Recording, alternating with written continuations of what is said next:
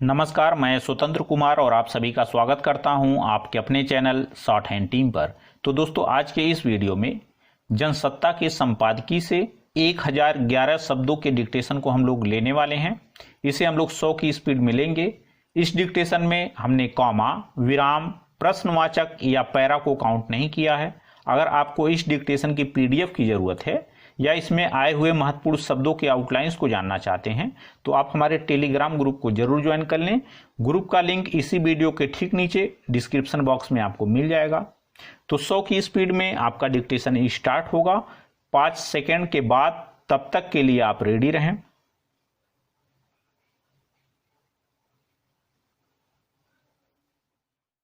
Start. Congress में एक बार फिर जान लौटने लगी है। विराम। पिछले आम चुनाव के बाद जब अचानक राहुल गांधी ने अध्यक्ष पद से इस्तीफा दे दिया था, कॉमा, तब से पार्टी अपना अध्यक्ष नहीं चुन पाई। विराम। सोनिया गांधी कार्यवाहक अध्यक्ष के रूप में काम करती आ रही हैं। विराम। इसके चलते कांग्रेस के कई नेता लंबे समय से असंतुष्ट चल रहे थे। विराम। 23 नेताओं ने अपना एक समूह ही बना लिया। विराम। कई नेता समय समय पर पार्टी नेतृत्व पर सवाल उठाते रहे। विराम। उनकी मांग पर ही कांग्रेस कार्यसमिति की बैठक हुई। विराम। बैठक में सभी वरिष्ठ नेता शामिल हुए। विराम। असंतुष्ट नेताओं ने भी शिरकत की। विराम। उसमें पहले तो सोनिया गांधी ने असंतुष्ट नेताओं को आड़े हाथों लेते हुए अनुशासन में रहने का पाठ पढ़ाया, कॉमा, फिर स्पष्ट कर दिया कि बेशक वे कार्यकारी अध्यक्ष के रूप में काम करती हैं, कॉमा, पर वे पूर्णकालिक अध्यक्ष की तरह काम करती हैं। विराम। फिर तय हुआ कि 1 साल तक पार्टी अध्यक्ष को लेकर विचार विमर्श चलेगा और फिर अगले साल अक्टूबर में अध्यक्ष का चुनाव होगा। विराम। इसे एक अच्छी लोकतांत्रिक पहल कहा जा सकता है। विराम। इस पर सारे वरिष्ठ नेता सहमत हुए और उन्होंने विश्वास दिलाया कि वे अध्यक्ष के फैसलों का पालन करेंगे। विराम। राजनीतिक और अंदरूनी संकटों के दौर से गुजर रही कांग्रेस में फिर से एकजुट होने का बल जरूर केंद्र सरकार को लेकर लोगों के असंतोष से मिला होगा। विराम। पैरा। मगर सवाल है कि कांग्रेस में लोकतांत्रिकता कितनी और कब तक बनी रहेगी। विराम। वह अब तक इस आरोप से मुक्त नहीं हो पाई है कि पार्टी की कमान एक ही परिवार के हाथों में सिमट कर रह गई है। विराम। इस आरोप से वह तभी मुक्त हो पाएगी, कॉमा, जब अगला अध्यक्ष गांधी परिवार से बाहर का कोई चुना जाता है।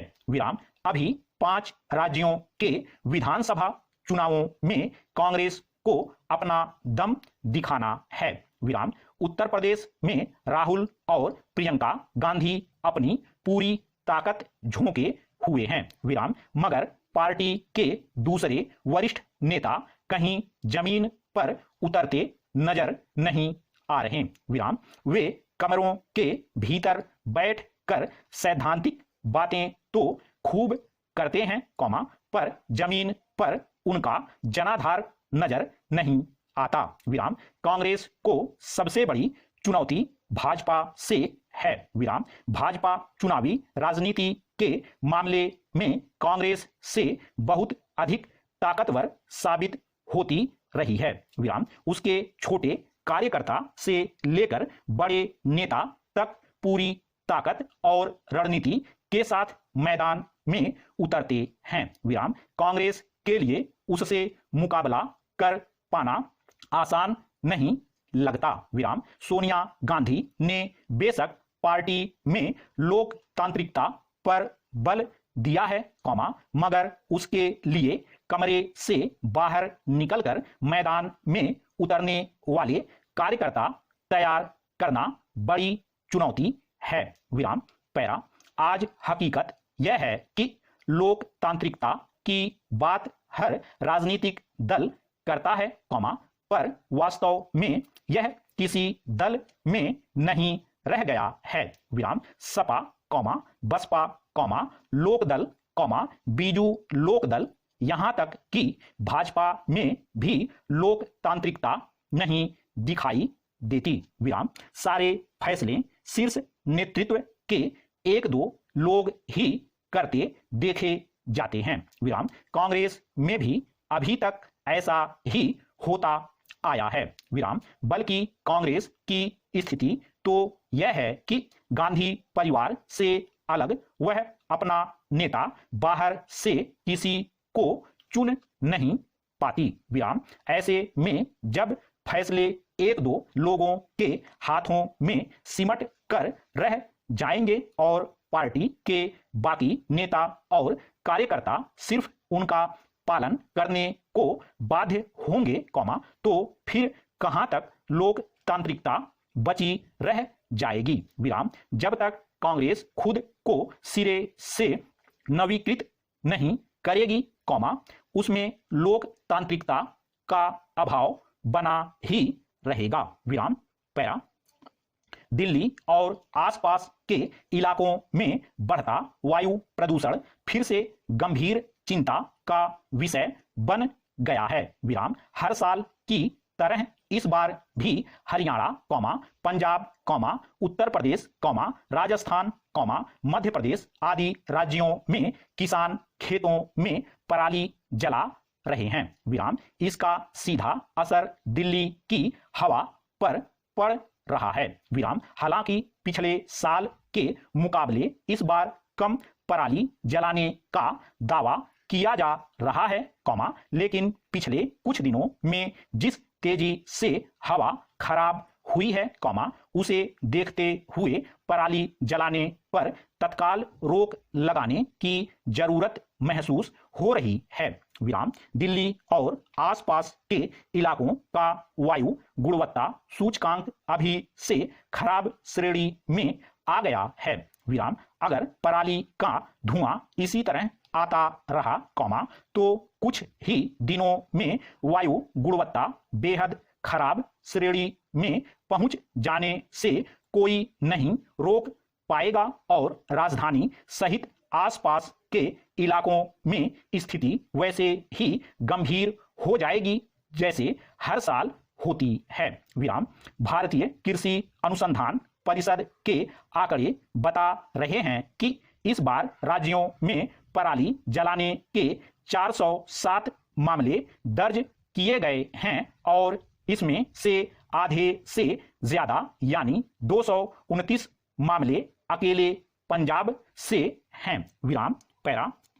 हालांकि प्रदूषण को लेकर दिल्ली सरकार काफी सतर्क है। विराम इसके लिए उसने पहले ही हरियाणा, पंजाब, उत्तर प्रदेश आदि राज्यों को ऐसे उपाय करने के बारे में लिखा भी था, जिससे पराली जलाने की घटनाओं पर लगाम लगे। विराम मगर लगता नहीं कि सरकारें इसे लेकर गंभीर हैं। विराम पराली जलाने के मुद्दे पर अगर राज्य सरकारें थोड़ी बहुत हरकत में आई भी हैं, तो ऐसा सुप्रीम कोर्ट की सख्ती के कारण ही हुआ है।